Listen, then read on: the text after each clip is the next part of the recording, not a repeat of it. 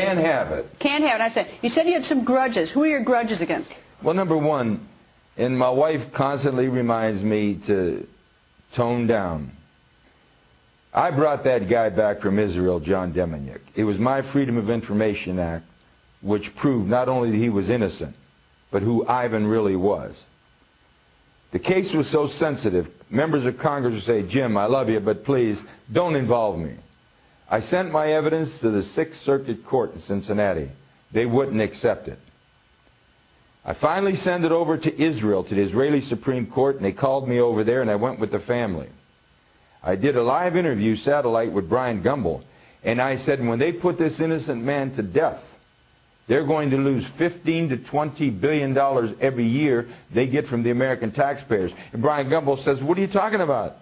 They only get $3 billion. And I said, Brian, that's only the foreign aid bill. Look at all the other trade compacts, economic assistance, military assistance.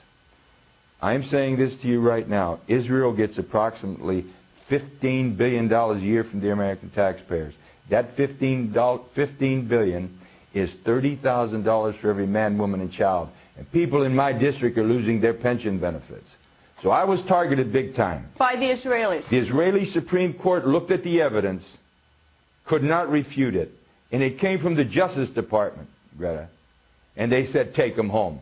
I brought him home, and he was bombarded ever since. Home to Ohio. Now he's in Germany fighting for his life. Now let me say this. Prosecutor Moskowitz of the OSI Office of the United States Justice Department suborned perjury with Otto Horn. The documents clearly state who Ivan the Terrible was, a man named Ivan Marchenko, not Deminick. And they had to release him. And now they can't live with it. They couldn't live with Jim Traficant, having beaten him in 1983. I was a walking symbol of defiance. And now they have this man in Germany. And if someone doesn't look into this, the American people should be ashamed of themselves. When you allow one American to be violated, you threaten the freedoms of every American. And I can't understand this, why no one in Congress is raising their voice. And the reason is very simple. And this may be you don't want to hear, I don't know. And I certainly don't want to hurt you on your show. You have one of the best. You're fair. But I believe that Israel has a powerful stranglehold on the American government. They control both members of the House and the Senate. They have us involved in wars of which we have little or no interest.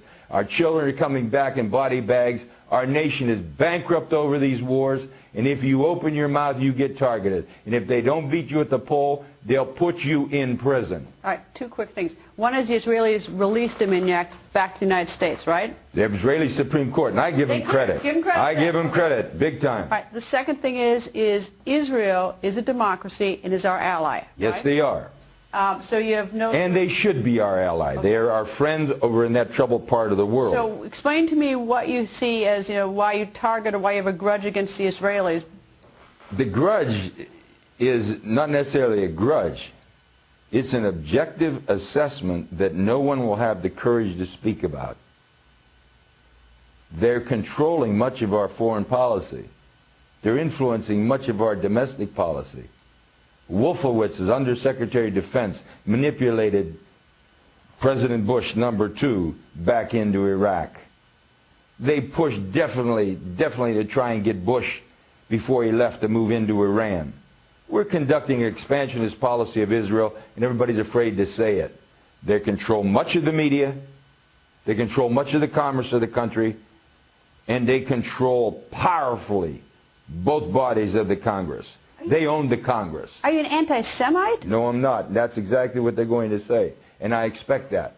What I am is an American. And you see, I think America comes first. And we have a one-sided foreign policy in the Mideast. And we've alienated Arabs who have no way of fighting. So what they've done, and I predicted this on the House floor, is they would export violence to America. And they have. They have no other way to fight. I think President Obama knows this. I think he sees this. I think he wants to do something. I think his hands are tied. And I think he's dancing between the raindrops, trying to figure how I can politically machinate some scenario to mitigate these problems. Greta, I'm saying this. America is in danger if America doesn't take back the government. without foreign interference.